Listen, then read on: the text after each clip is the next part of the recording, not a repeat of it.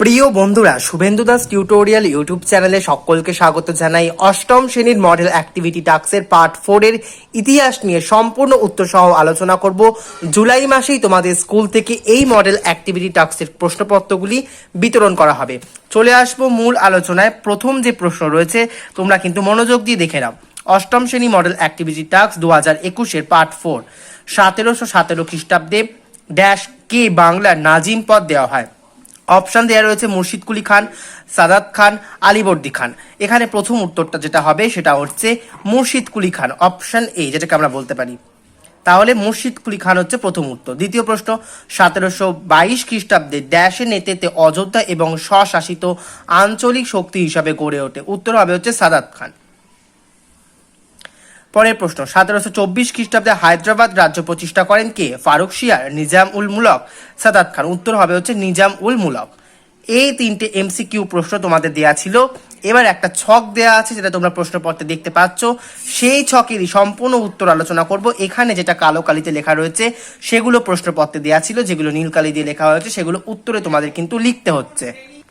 চারটে হেডিং রয়েছে: সন্ধি চুক্তি, সময়কাল, স্বাক্ষরকারী, ফলাফল।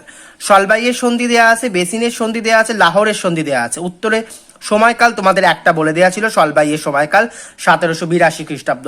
বেসিনের সন্ধির সময়কাল হবে হচ্ছে 1802 খ্রিস্টাব্দে এবং লাহোর সন্ধির সময়কাল হবে হচ্ছে 1846 খ্রিস্টাব্দে। তোমরা কিন্তু নোট ডাউন করে নাও। সলবাইয়ের স্বাক্ষরকারী কে আছে? ইংরেজ ও মারাঠা তোমাদের লিখতে হবে। বেসিনেরটা বলে দিয়েছিল প্রশ্নপত্রে, কোম্পানি ও পেশোয়া। লাহোরের উত্তর হবে হচ্ছে ইংরেজ ও শিখদের মধ্যে কিন্তু হয়েছিল লাহোর সন্ধি। এবার হচ্ছে সলবাইয়ের ফলাফল। সলবাইয়ের ফলাফলে কি হয়েছে? প্রথম ইঙ্গ মারাঠা যুদ্ধের অবসান হয়েছে। বেসিন সন্ধির ফলাফল কি? অধীনতামূলক মিত্রতা নীতি স্থাপন হয়েছে। আর লাহোরের ফলাফল আমাদের বলে দিয়েছে জলন্ধর দোয়াবে ব্রিটিশ কর্তৃত্ব স্থাপন। এবার আমরা চলে আসবো 3 নাম্বার দাগে। এখানে প্রশ্নপত্র রয়েছে কিছু। কে কি উদ্দেশ্যে সিভিল সার্ভিস চালু করেন? উত্তর হবে হচ্ছে সিভিল সার্ভিস ব্যবস্থা চালু করেন লর্ড কর্নওয়ালিস। কোম্পানি শাসনকালে আমলাতন্ত্রকে সংগঠিত করার উদ্দেশ্যে লর্ড কর্নওয়ালিস সিভিল সার্ভিস ব্যবস্থা চালু করেন।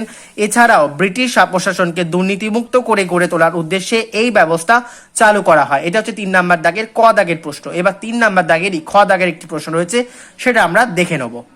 প্রশ্ন হচ্ছে, ব্যাপটিস্ট মিশন শিক্ষার প্রসারে কেমন ভূমিকা পালন করেছিল? উত্তরে তোমরা লিখবে, ভারতে পাশ্চাত্য শিক্ষা প্রবর্তনের ভিত্তিভূমি তৈরি করেন হচ্ছে ইউরোপীয় খ্রিস্টান মিশনারিরা।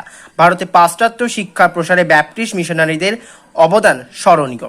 ব্যাপটিস্ট মিশনারির 3 সদস্য ছিলেন উইলিয়াম কেরি, জোসুয়া মাসম্যান ও উইলিয়াম ওয়াট, এবং 3 জন একত্রে শ্রীরামপুরে স্কুল, ছাপাখানা এবং শ্রীরামপুর কলেজ স্থাপন করেন, যা বাংলার পাশ্চাত্য শিক্ষার অগ্রগতিতে সাহায্য করে। আমাদের পরবর্তী দাগের প্রশ্ন 4 নাম্বার দাগ থেকে রয়েছে, জমি জরিপ ও রাজস্ব নিয়ন্ত্রণে ঔপনিবেশিক কর্তৃত্বে যে পদক্ষেপ সেগুলো আলোচনা করতে।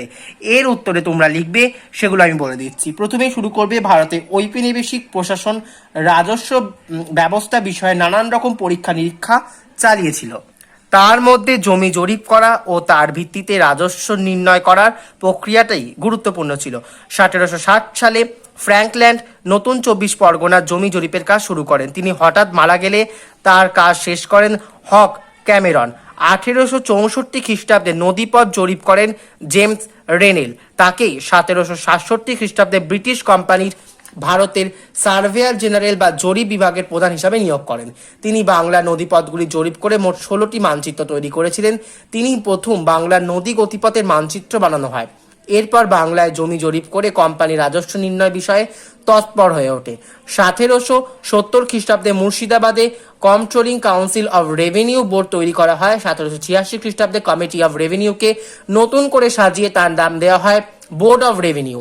ইজারাদারি ব্যবস্থা সফল হয় না হওয়ায় এদিকে 1790 খ্রিস্টাব্দে কোম্পানি 10 শালা ব্যবস্থা চালু করেন। পরে কর্নওয়ালিস এসব বন্ধ ব্যবস্থা তুলে দিয়ে বাংলায় 1790 খ্রিস্টাব্দে চিরস্থায়ী বন্ধ ব্যবস্থা চালু করেন। এটা হচ্ছে total activity task, model activity task, যেটা দেওয়া হবে জুলাই মাসেতেই।